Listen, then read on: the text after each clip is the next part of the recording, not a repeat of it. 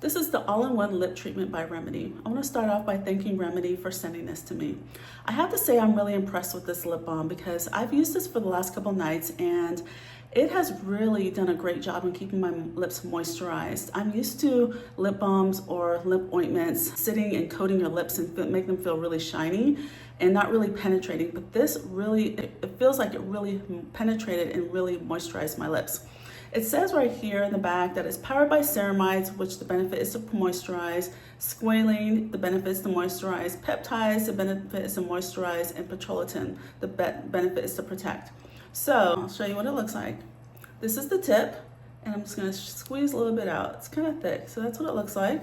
And put it on.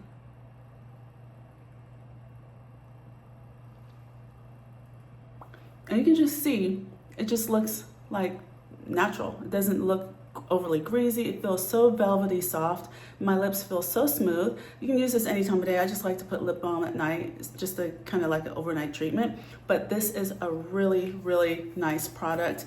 And I was pleasantly surprised by this. So if you are looking for a really good lip balm that'll help penetrate and keep your lips soft and not just sit on your lips, check this one out. I highly recommend it.